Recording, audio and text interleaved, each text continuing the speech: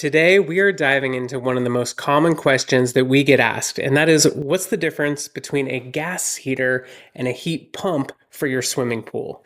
Now, whether you're looking to upgrade your current equipment or you're installing a heater for your new pool, this video is going to help you make an informed decision. If you don't know who I am, my name is Brandon Stevenson. I am a second generation pool construction expert, and our company DIY Pools helps thousands of homeowners across the country build their pools wholesale. But no matter where you live, having a comfortable heated pool can make all the difference. Even on warm days, your pool water can be surprisingly chilly, and there's nothing worse than getting excited to swim only to dip your toes in and then retreat immediately. The ideal swimming temperature for most people is between 78 and 82 degrees. For kids, seniors, or for therapeutic use, you might even want it warmer, around 83 or 88 degrees. A good heating system ensures that your pool is always at the perfect temperature. It extends your swimming season, and it's also, because of that, going to maximize your investment. Let's start here by talking a little bit about how these heat elements work. Okay, so a gas heater is going to work similarly to your home water heater. They burn on natural gas or propane in a combustion chamber, transferring heat to water as it passes through copper coils. It's a direct heating method, so it's going to produce heat regardless of the outdoor conditions. The biggest advantage of gas heaters is the speed. They can heat your pool in a matter of minutes or hours rather than days. And if you're looking to heat up your spa, well, a traditional heater, a gas or propane heater, can do that quickly in like 30 minutes, where to a heat pump is going to take hours to get that spa to a nice warm temperature. A normal gas propane heater is going to be perfect for occasional use, like if you're only going to use your pool on the weekends or for a special occasion, or for specifically heating up your spa. Gas heaters also perform excellent in any climate. So even on the coldest days when heating methods struggle, a gas heater can still bring your pool to the perfect temperature. So this makes them the go-to choice for most heating elements in most pools and spas, especially for the spa. I would highly encourage you to get a gas heater if you're the type of person who wants to heat up your spa quickly. Maybe you're eating dinner and decide, what would be great to get in my spa with a glass of wine after dinner, right? Like if you're thinking like that, if you're that type of person who likes to kind of jump into things on the fly, you have to have a gas heater. All right, but the main downside to the gas heater is the operating costs, okay? Because gas heaters are more expensive to run than a heat pump, especially with today's fuel prices. They're also a little less environmentally friendly due to their carbon emissions, if you care about those kinds of things. So for installation, you will need a professional to run a gas line. Okay, it's typically about a 2-inch gas line to your pool equipment. If you're using natural gas, your local provider might need to upgrade your gas meter. All right, for propane, you just need a tank that can supply sufficient fuel to your heater. Now let's look at heat pumps, which have become increasingly popular in recent years.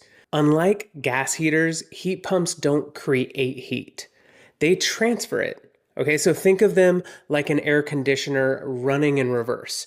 They extract heat from the surrounding air, even when it doesn't feel warm to you, and they compress it to increase the temperature and transfer it to your pool water. The biggest advantage of this is efficiency. All right, heat pumps can be up to 70% more efficient than gas heaters, which dramatically reduces your operating costs. If you maintain your pool at a constant temperature throughout the season, like you want to use it year round, this efficiency can mean significant savings. Many of the newer models of these heat pumps also offer cooling capabilities. So this is also great for warmer climates. I'm talking to you, Texas, Arizona, Florida. If you guys are in humid, warm areas, I highly suggest a heat pump because most heat pumps are also chillers, which means when your pool water gets too hot, you can also cool it off, which can be really great during those overwhelming summer months. All right, so heat pumps are also more environmentally friendly because they don't burn any fossil fuels directly. They're just using electricity to move the heat that already exists. The main downside is performance, okay? Especially in cold weather. Heat pumps become less efficient when the air temperature drops below 50 degrees Fahrenheit.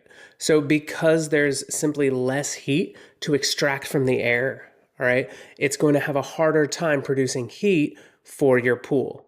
So, in colder climates, they might not be able to heat up your pool to the desired temperature during those cooler months. They're also slower to heat initially. Sometimes they take hours, and sometimes, depending on the water temperature and air temperature, they could even take days for you to reach that target temperature from a cold start. So you definitely want to consider that when choosing. Are you the person who is going to be, just maintaining a temperature year round and you don't live in a super cold environment? It might be right for you. Or are you the type of person who's like, hey, I'm having a party, let's heat up the pool? Well, if that's you, you need to plan in advance when using a heat pump to do that. Now let's talk about installation of heat pumps. Okay, they are electrical units. They're going to require electrical work. So typically you're going to need at least a 50 amp circuit breaker with wiring for 240 volts. Larger models of heat pumps might need higher amperage or even three-phase power. So no gas lines are needed, but the electrical requirements are substantial. Now I want to circle back here to climate conditions because this is one of the key decision makers for whether you're going to purchase a heat pump or a gas or propane heater. So in warmer climates, for example, Florida, Arizona, Southern California, heat pumps are going to excel. All right. They're going to operate efficiently year round. They're going to be able to heat and cool your water. So they're going to be especially valuable in those extremely hot areas. Now, in moderate climates, like the mid-Atlantic states, all right, heat pumps work well during the swimming season, but you may want to look at having a gas heater if you're trying to use your pool or your spa in early spring or late fall for swimming. Now, if you're in colder climates like the Northeast or Midwest, gas heaters are the best choice. Okay, heat pumps are going to struggle when those temperatures drop below 50 degrees. Okay, another thing to consider is humidity. All right, because humidity also matters for heat pumps. They work most efficiently when you have a higher humidity of around 80%. Now, they can still function in drier conditions. So, if you're in somewhere like Arizona or California where it's hot, but it's not super humid, they can still work. But they will work most efficiently in more warm, humid climates like Texas and Florida. All right, so we've talked about climate and we've talked a little bit about how these units work. Now let's talk money. Okay, gas heaters typically cost around $3,000 to $6,000, while a heat pump is even more expensive at around $4,000 to $7,000, depending on the unit that you choose. Another cost to consider is operating cost.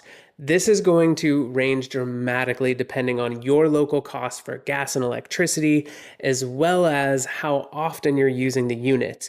But I will say that gas heaters are going to be more expensive to run. Okay, the average person who uses their heater on a regular basis is going to spend about $300 to $600 when using a gas heater, compared to $100 to $200 in electricity use if you have a heat pump. The other thing to consider is the lifespan of these units.